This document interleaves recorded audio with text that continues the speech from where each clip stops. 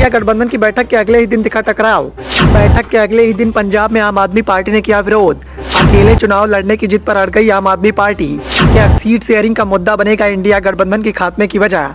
India गठबंधन में लगातार शामिल दलों के बीच में आपसी तकरार का माहौल देखने को मिल रहा है। सीट शेयरिंग का मुद्दा लगातार खींचतान की वजह बनता जा रहा है और इसी का एक और नजारा देखने को मिला। कल इंडिया गठबंधन की बैठक हुई थी, लेकिन बैठक के बावजूद भी सहमति बनती हुई दिखाई नहीं दे रही है। आज आम आदमी पार्टी ने विरोध कर दिया है। आम आदमी पार्टी अकेले चुनाव लड़ने की जिद पर अड़ी हुई है। आम आदमी पार्टी का मानना है कि 13 सीटों पर वो अकेले चुनाव लड़ेगी और आम आदमी पार्टी की इसी जिद की वजह से एक बार फिर से इंडिया गठबंधन की एकता पर सवाल उठने लगे हैं। दिल्ली में इंडिया अलायंस की मंगलवार को मीटिंग हुई और सहमति बन गई थी कि इसी महीने के आखिर तक सीट शेयरिंग की सहमति बना ली जाएगी। लेकिन अगले ही दिन पंजाब में इसके उलट अलगाव की स्थिति बनती हुई दिखाई दे रही है। यहाँ सत्ता पर काबिज आम आदमी पार्टी का कहना है कि वो सभी 13 सीटों पर अकेले चुनाव लड़ेगी। कुछ दिन पहले ही अरविंद केजरीवाल ने भी जनता से इस बात की अपील की थी कि वो आम आदमी पार्टी को सभी 13 सीटें जिताएं।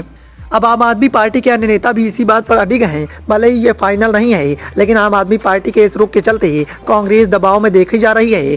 सबसे बड़ी बात तो ये निकल कर सामने आ रही है कि कांग्रेस यहाँ भी समझौते के मूड में दिखाई नहीं दे रही है, बल्कि वो अभी सीट की दावेदारी पेश कर रही है। पंजाब कांग्रेस चीफ अमरिंदर राजा वडिंग ने कहा है कि पार्टी सभी 13 सीटों पर अपने कैंडिडेट उतारेगी। उन्होंने कहा कि हमारी तो यही दावेदारी है, लेकिन आखिरी फैसला तो हाईकमान को करना है। अमरिंदर ने कहा कि मुझे इस बात की पूरी उम्मीद है कि कोई फैसला लेना है तो हमसे सलाह जरूर ली जाएगी। आम आदमी पार्टी के मुखिया अरविंद केजरीवाल फिलहाल 10 दिनों के लिए पंजाब के होशियारपुर में पेशपरना के लिए निकले हैं। इस दौरान अरविंद केजरीवाल राजनीतिक गतिविधियों से दूर रहने वाले हैं। इंडिया अलायंस में सीट शेयरिंग का मुद्दा गंभीर बनता जा रहा है। बंगाल में ममता बनर्जी 3 से ज्यादा सीटें कांग्रेस को देने को तैयार नहीं है। वहीं बिहार में भी लगभग इतनी सीटें महागठबंधन में उसे मिलने की संभावनाएं दिखाई दे रही हैं। यूपी में अखिलेश के तेवर भी एकदम सख्त हैं। ऐसे में देखना दिलचस्प होगा कि बंगाल से पंजाब तक कांग्रेस को हाथ तलाने के लिए कितनी लोकसभा सीटें मिलती हैं। दरअसल बंगाल, बिहार, उत्तर प्रदेश, दिल्ली, पंजाब और महाराष्ट्र में लोकसभा की कुल 230 सीटें हैं।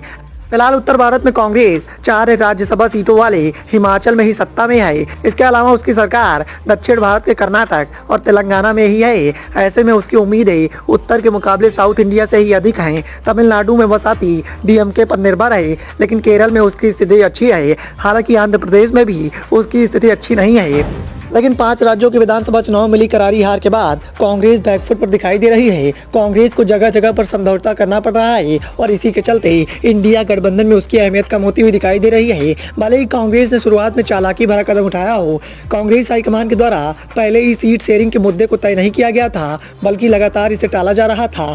कांग्रेस हाईकमान को इस बात की उम्मीद थी कि 5 राज्यों के विधानसभा चुनाव में यदि उसे जीत हासिल होती है तो सीट शेयरिंग के मुद्दे में उसकी अहमियत बढ़ जाएगी। लेकिन 5 राज्यों के विधानसभा चुनाव के नतीजे जिस तरीके के निकलकर सामने आए, उससे कांग्रेस हाईकमान बैकफुट पर दिखाई दे रहा है। साथ ही इंडिया गठबंधन में शामिल दलों के द्वारा उसी हार का लाभ उठाया जा रहा है। Bureau report, the noise of India.